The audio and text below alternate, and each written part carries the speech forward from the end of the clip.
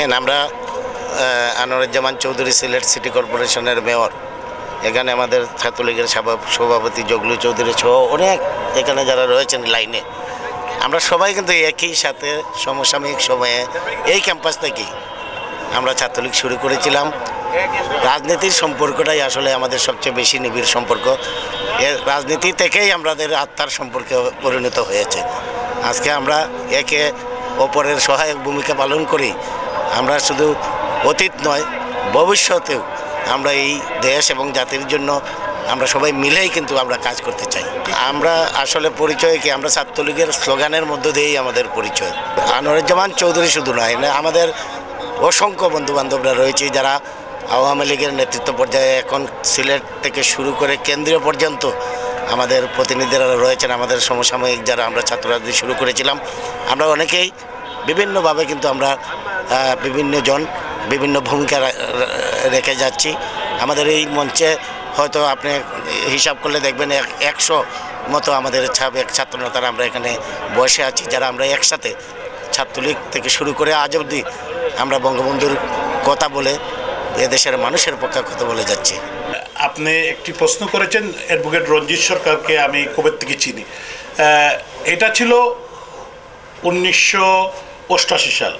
আমি আমার গ্রামের স্কুল, তখনকার সময় গ্রেটার বালাগঞ্জ, এখন বর্তমান উসমানীনগরের বুরুঙ্গার উচ্চ বিদ্যালয় থেকে যখন আমি এসএসসি পাশ করে আমি সিলেট সরকারি কলেজে আসি। সরকারি কলেজে আসার পরই অ্যাডভোকেট রঞ্জিত সরকারের সাথে আমার এই কলেজ যেখানে আমি বসে আছি, সরকারি কলেজ সিলেটের ঐতিহ্যবাহী সরকারি কলেজে আমাদের তখন এটা ছিল এমসি ইন্টারমিডিয়েট কলেজ। তখন আমরা যখন ঢুকি তখন এমসি ইন্টারমিডিয়েট কলেজ ছিল। তখন আমরা যারা ফার্স্ট ইয়ারে যখন পদার্পণ করলাম তখন অ্যাডভোকেট রঞ্জিত সরকার, আজাদুর রহমান আজাদ, আমাদের আরও বন্ধুরা, আমি নেইমিট 100 নাম বলতে পারবো। তো আমরা সরকারি কলেজে যখন ফার্স্ট ইয়ারে পড়ছিলাম তখন আমরা আগের থেকেই তো আমরা ছাত্রলীগের সাথে জড়িত। আমরা একসাথে মিছিল মিটিং, বঙ্গবন্ধুর আদর্শ বাস্তবায়ন, মাননীয় প্রধানমন্ত্রী, রাষ্ট্রনায়ক, সাবেক বিরোধী নেত্রী, বর্তমান প্রধানমন্ত্রী জননেত্রী শেখ হাসিনার হাতকে শক্তিশালী করার জন্য বাংলাদেশ ছাত্রলীগের কর্মী হিসাবে আমরা এই কলেজ ক্যাম্পাসে আমরা কাজ করি। আমরা একসাথেই বড় হয়েছি।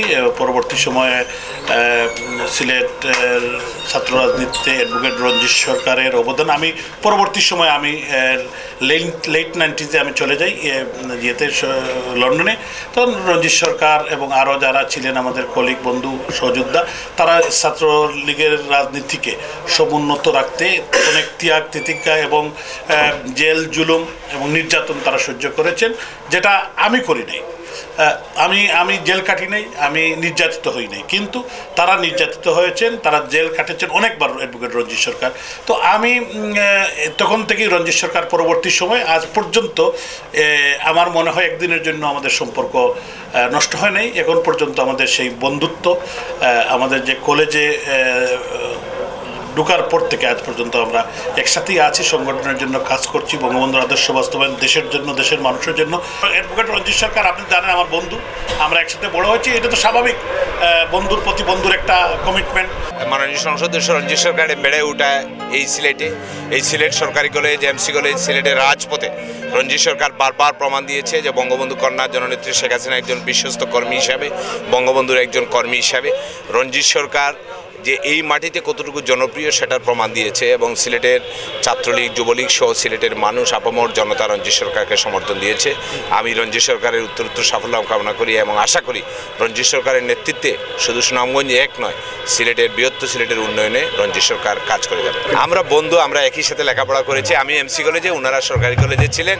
আমরা আশা করি সকলে মিলে আমাদের এই প্রাণের সিলেটকে আমরা এগিয়ে নিয়ে যাব।